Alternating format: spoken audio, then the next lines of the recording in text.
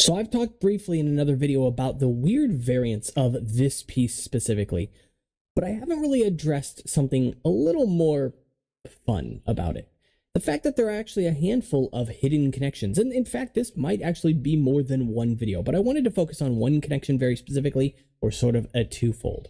Now this is a fairly common piece. If you're anybody who's been collecting Bionicles since the early 2000s, it's likely you have more than 1, 2, or 10 to be honest. And I know I sure have a bunch, so I want to find different uses for them, outside of just the Bionicle and the part that they are very specialized for.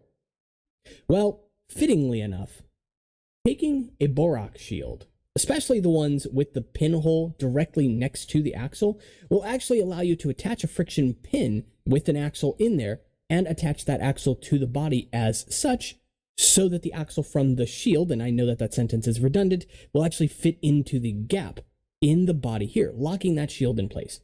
Admittedly, that's pretty cool, but it's not the most useful thing in the world. I have found a use for it, especially here in my Paradise bird, where I use it as a feather detail on the wings here.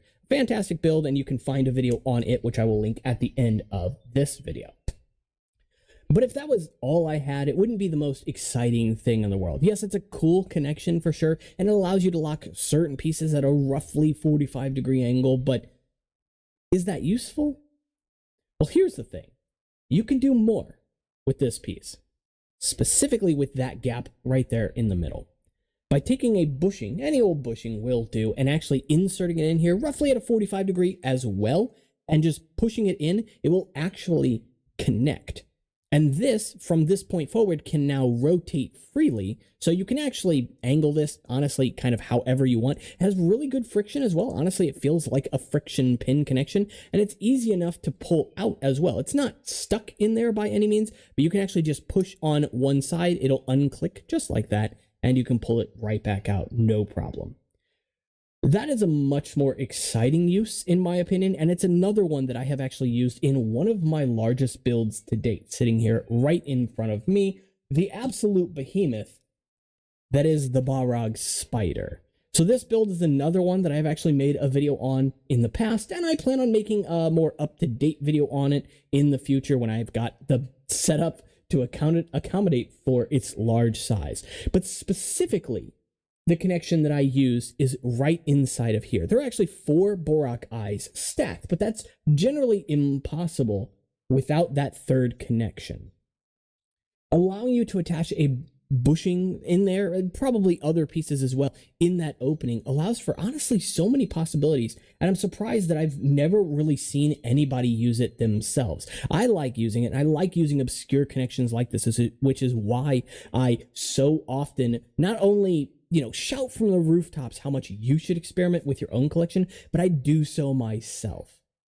Anyway, as you can see here, the room is very slowly changing. The things came down from the top shelf there because it's a shelf. I should probably use it for display, and also they're a little bit easier to get to here where my storage collection is. So that's what the rest of this video is about. Now, it is an absolute mess, and still the room is much more of a mess, which is why you're not allowed to see it. Not yet, anyway. I will give people a heart attack with this, but generally things are changing in the room in general. This past week, I actually went out to get a table to actually set up over in this location here. Didn't really find anything in my price range. It was kind of overpriced, everything that I saw. So I'm instead probably going to be ordering one, because this is a very small space. It's literally like 8 feet wide, maybe 7 feet wide. I honestly don't know. And I know I measured this room 5 years ago, but I don't remember those numbers. And so because of that, I have a fairly small space to work in, but I am going to work with what I have. On top of that, something else I'm probably going to change is this desk here. It's not really intended as a desk for a computer, but it works well enough, or at least it has in the past. However, it's very heavy, and it has several drawers on one side, which kind of limit where I can go, and it means my tower has to go on this side here, which also limits where the computer can go and the workspace, the workflow in general.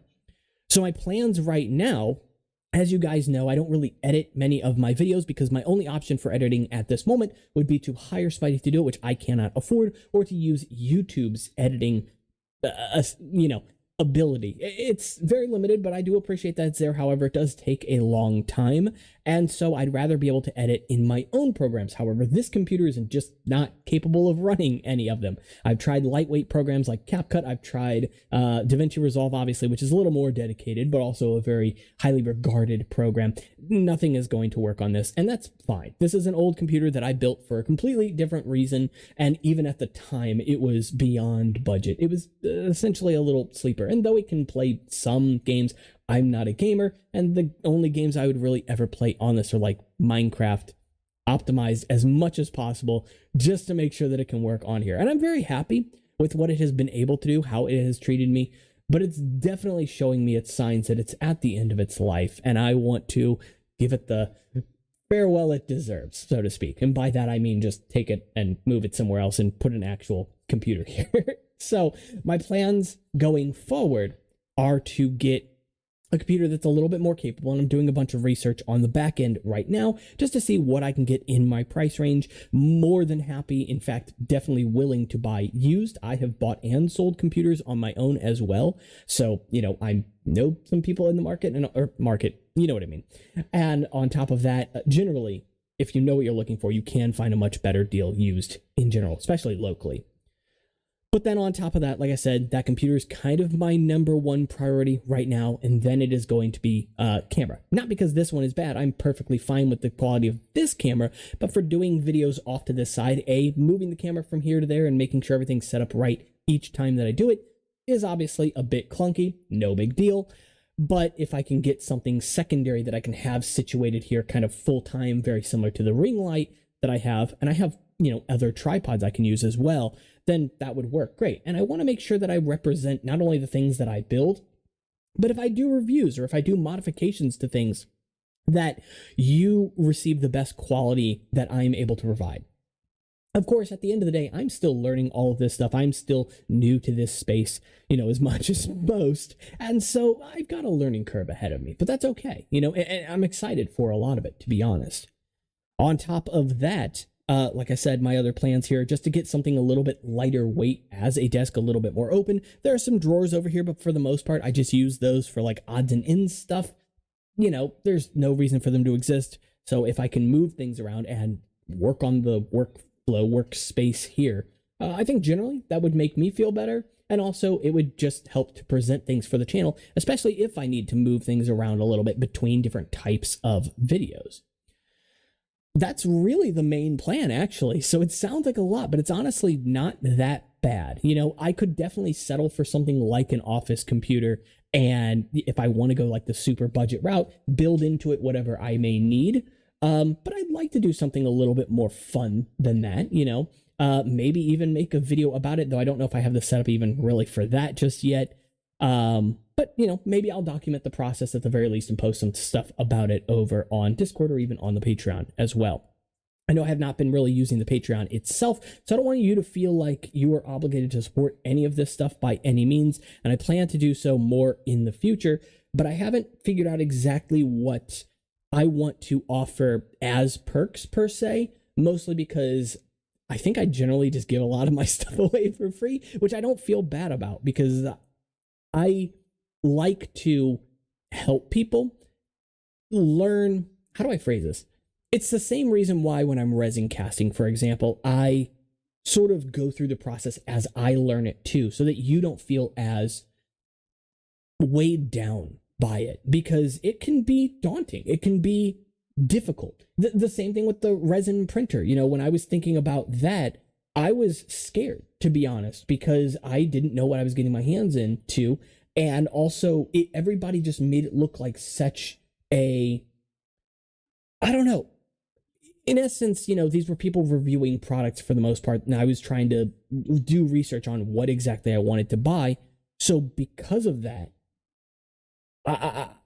the analysis paralysis, that's all I'm going to say. And so I was worried, and I'm glad I took the plunge, to be honest, because it's just a world I've never experienced before. Again, it's similar to the stories I talk about with digital electronics.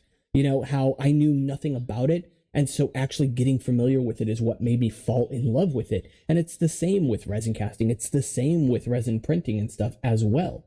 And I've got a lot to learn, obviously. And same is true for editing and all of that, to make sure that I can put out the best type of product that I can, that I have fun while I'm doing it, and that it's a product that you guys also want, So hopefully any of that made sense.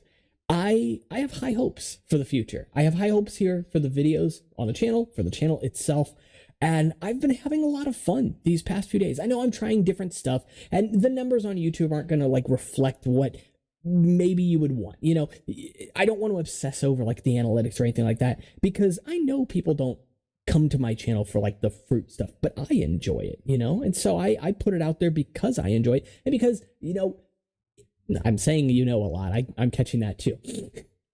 If I can teach somebody some of the things that I know and that I'm passionate about, I think that's the biggest form of flattery, if nothing else.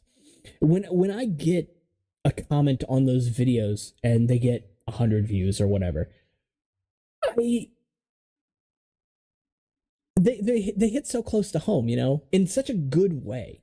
I don't try to take, and thankfully I don't receive many negative comments on the channel, because I think I'm just passionate about what I do. And I don't, for the most part, care, honestly, because you can't care about every gripe that people give you. Obviously, some of the stuff that people are going to tell you is going to be beneficial, criticisms that you can learn from, and I want to learn. But, obviously it's the internet too, and so there's always going to be people who are just not always in the right frame of mind when they want to say, oh, you're bad at this, or you look terrible, whatever. People have their own stories, their own insecurities, and sometimes people project that stuff. Sometimes people just like to cause trouble and be a troll, and that's fine.